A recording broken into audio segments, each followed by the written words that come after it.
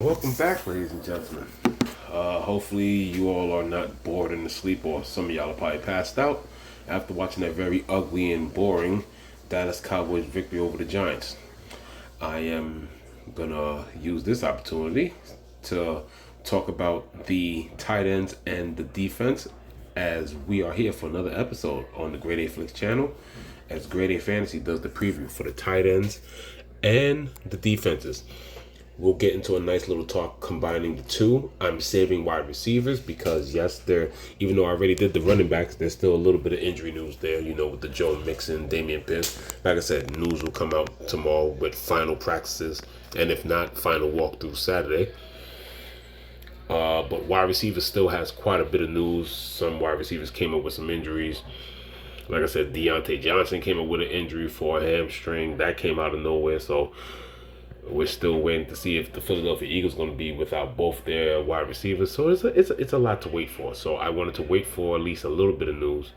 And then when things open up with practices by early afternoon, I'll be able to focus on that. But today, it's a little bit more clear section where I actually want to talk about the tight ends and the defense. So let's start at tight end. Now, and here's another bit of injury news. We won't start at the very top. Kittle is practicing limited. Also, even though he's closer to doubtful, he still practiced limited. So now, obviously, with his tag being still on doubtful and being Deebo Samuel, which is why we'll talk more about the wide receivers, it will definitely change your outlook on Ayuk. They did practice limited. It's not like they just totally sat out. So are they trending in the right direction? We'll see. If they're starting to practice now, since they didn't practice all week, Kittle and Deebo might be one of those options where you might have to wait for a rule out possibly Saturday, and if not, it might be a game time decision. The fact that they actually started practicing today. Trey McBride, on the other hand, is still trending to be out. He still hasn't done anything as of yet. He wasn't even part of the media session, so he's been pretty much out of action so far. And obviously, talking about tight ends, that will also lead into wide receivers. If Trey McBride is out, that's another boost for Michael Wilson and Greg Dortch. As we get to the top here, once again, wide receiver injuries. These injuries are going to play a large part. If Dallas Goedert is the main guy, he's going to see a lot of targets. If both A.J. Brown, once again, he still hasn't been practicing, and Devontae Smith, I don't think he practiced yet, or he practiced slightly on a limited basis. But Dallas Goedert is worth the 75 price tag because he's going to see a lot of targets. He will be basically the passing off. As you can see last week, after Devontae got knocked out he pretty much had a good game, but he did have the one long run. But still, he still had 11 targets. The targets went his way. Most of that did come off a big play, but even if Dallas Goedert ran for like 70 yards, there's still 100 plus there. So 25 points. I'm not saying he's going to get 25 again, but both the wide receivers are gone. Yeah, you're going to have to look towards them. But like I said, with injury news, we'll have to find that out. Now, we all understand, like I said, more and more it's starting to look proof that Travis Kelce is looking washed. But the thing with fantasy is people with his skill set, veteran savvy, and with the quarterback that he has, when it comes to DFS, there's going to be 3 or 4 times in the year that you're going to need him. And from what his history is with the Chargers, Kelce has had numerous big games over the past couple years of the Chargers. He's had a couple of nice yardage games with 1 TD, but it was just a couple years ago. He also dropped a 3 TD game, if I'm not mistaken. I think that was back in the 2022 season. Ever since 2019, from what I saw of my research, ever since 2019, Travis Kelce has had a solid repertoire against the Chargers. So if there was any time for him to have a breakout week, it would be against the Chargers defense, also ranked 19th against the tight end position. So if I'm going with one of those, this is 3 or 4 times in the season that he's going to break out, this might be the week you might need the Travis Kelce game. As we go a little bit lower, 6,500. Didn't have the best week last week. I had a lot of Brock Bowers last week. Obviously, my Vegas stacks didn't go as planned. So 6,500 is still a fine price. I think that's about the same price that he was last week. Dalton Kincaid is a very nice matchup. Baltimore is the worst, and they've given up not only fantasy points but substantial yardage. I think they're somewhere in the mid 200s so far, maybe even approaching 300 already against tight ends.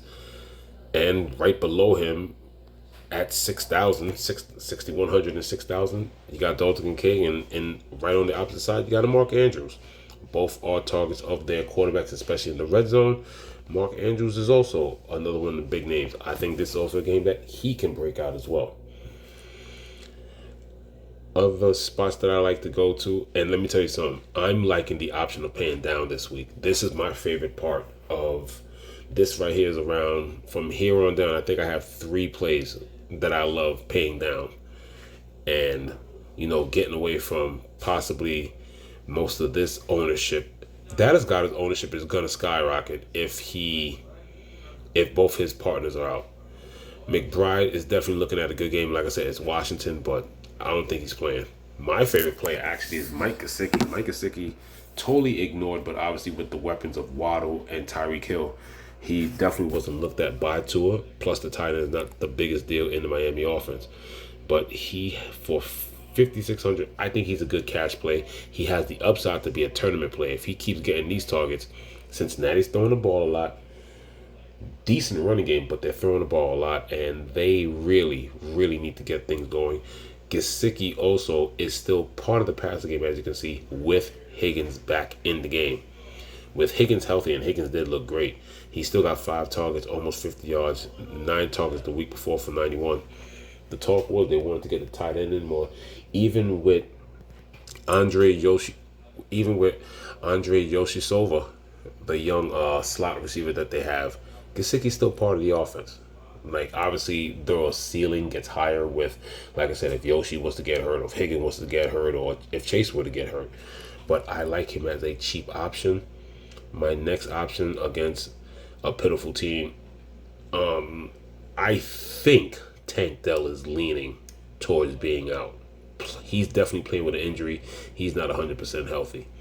So if you want to get off what I like, like I said, there's a lot of quarterbacks that I mentioned in the quarterback video. Link will be in the description along with the running back video that I like to double stack. Stroud with Diggs and Collins double stacks won't be as popular as single stacks with them. I think you can switch one of these 2 out and then double stack it with Dalton Schultz. I think he has a nice talk. He hasn't had the Dalton Schultz games that he had last year, but it's coming. It's definitely coming. I definitely like Dalton Schultz for a little differentiation of the double stack. Cole Kmet in Chicago. Now, the thing is, I know that's not sustainable, but the Chicago running game is horrible. People say Cowboys running game is bad, and it's horrible, but I don't like what I see in Chicago. Plus, Caleb is using his feet he is scrambling, but he's using his feet to extend the pass play. Even if they don't he passed it for over 50 times, okay? That's where the 11 targets come from. But even if Caleb Williams dumps that down and minuses 10, that's still a lot of pass attempts. You dumb that down 10 attempts, and it's probably a more reasonable 6 to 7 targets. And he can still get a touchdown. Cole Kmet, hopefully he's starting to build a repertoire. Like I said, it seems to be getting better as the season goes on. After getting only targeted once, which that game against Tennessee was ugly, got targeted 5 times, got targeted 11 times. Obviously, 11 times for Cole Kmet, you would think it would go to the other wide receivers like Odunze. Keenan Allen is supposed to be back, and more on the outside. But even if they don't allow him to throw it over 50 times, if they're still allowing him to throw it around the 40 range, even 36, 37, 38 times, Cole Kmet is definitely a viable piece this weekend. And if anything, the only other pieces that I kind of like, I do like Conklin. Conklin is starting to, he's always been that solid guy the last couple of years. Get some receptions and, get on the fantasy board. He's a cheap option. Probably cheap for cash.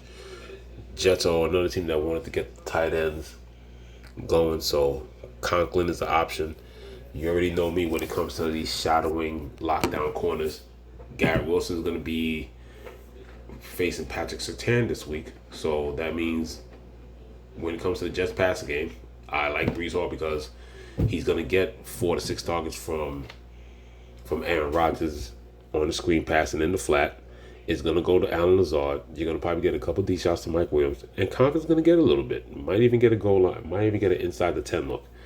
Conklin, very serviceable, cheap tight end. And if possible, if you want to go just a tad lower, I think Zach Ertz is a viable play. Not as much as what I would think other people are, but still decent targets. He's had 4 and 5 targets all season long. So you never know what could happen there. And, dart throws. Yes, Malik Neighbors goes down with the injury. Dart throws, I guess you could talk about Muth. That looks like, Zach Ertz numbers. Taysom Hill is healthy, so he could be, a very lottery pick type option. You already know that he's going to get the quarterback option looks and gimmick plays. And after that, you might probably look at goal line stalwart Jawan Johnson and Dawson Knox. There's a lot of interesting paid out options at tight end. Tight end has been the ugliest position this year. So even though this might not be the week that Travis Kelce goes off, let's say it's another week where Andrews, and maybe it's likely that gets a little bit more love than Andrews. Kittle doesn't make it back. McBride out for concussion.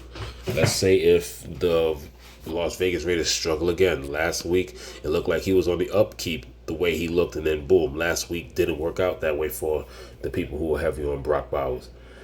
Like I said, from 61, you're avoiding 75, 71. There's 2 guys that might not play.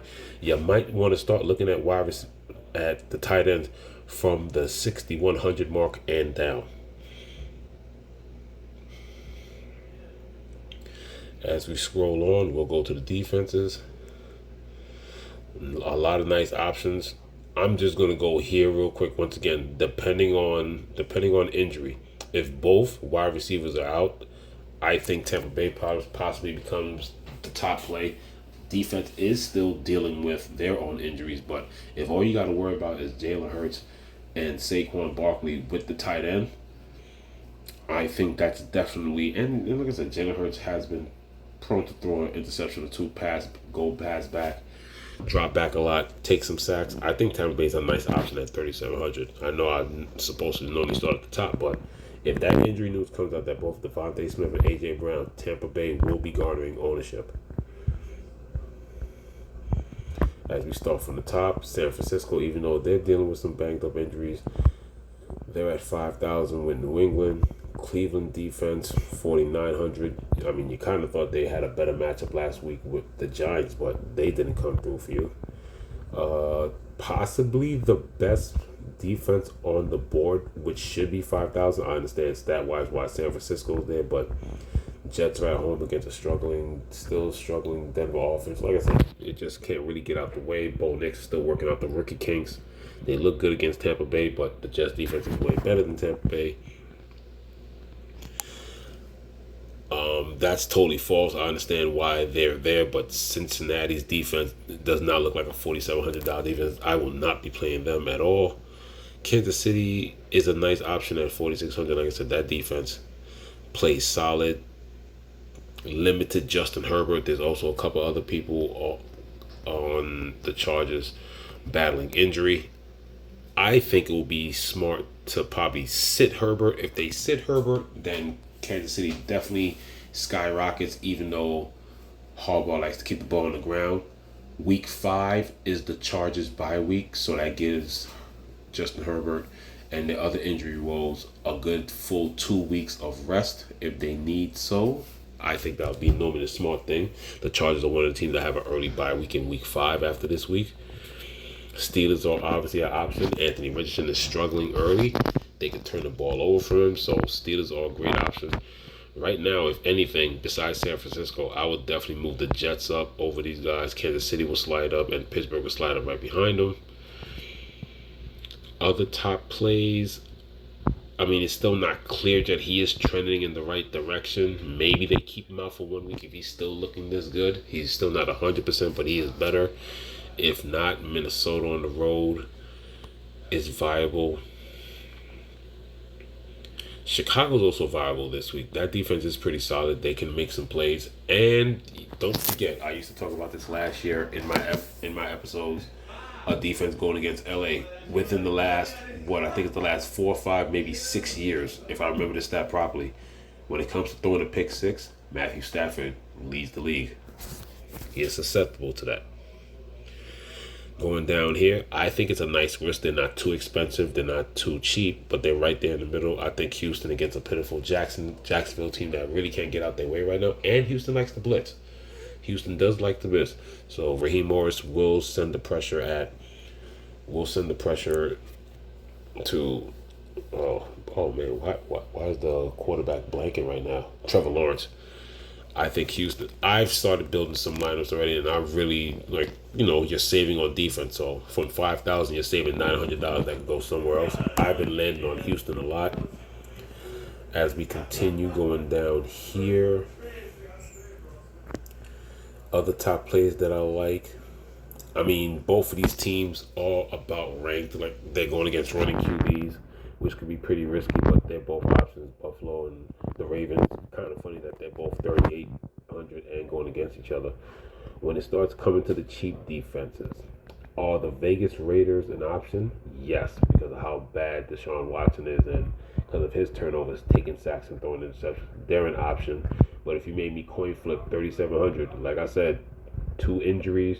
If one of them are there, then it's whatever. But if both wide receivers are out, Tampa Bay is definitely looking great. And from here on down, I don't think I really like anything. I mean, maybe Carolina against Cincinnati. That offense is still working out the kinks, even though they're starting to air it out a bit or whatever. But a punt they definitely are a punt option. They're at home. A lot of momentum going their way. I actually kind of like that scenario for them. Cincinnati's not an offensive powerhouse. Like I said, they blew up, but what did they blow up against? They blew up against what we all know is a very pitiful Washington defense. People forget, just last year, the Carolina defense was playing well. If you saw my defensive preview in week 1, they finished the year pretty strong. They did play well. It's just that with a bad quarterback play, they're on the field a lot. So now with Andy Dalton sustaining, they get a better rest. They are an actual good punt option. I never really go down that low, but I think I just gave you a reason why 3,000 doesn't look bad. 3,000 definitely doesn't look bad in the cash game, but you never know. Carolina's defense at home, that raucous crowd, they drop back a lot. That's a lot of opportunity for interception and sacks. That's what you want in fantasy. So you may not like the team, but you should like the opportunity. So that covers the tight ends and the defense. Once again, as news comes out and as soon as it drops, I already kind of have my wide receiver notes set. It's just a case of what gets confirmed during practice, and I will drop that video as soon as possible. But once again, thank you for taking the time to listen to the tight end and defensive special teams preview for week 4 on the Grade A Felix channel, previewed by Grade A Fantasy. Thank you for tuning in. Please like and subscribe. Have a good night, and I'm signing off.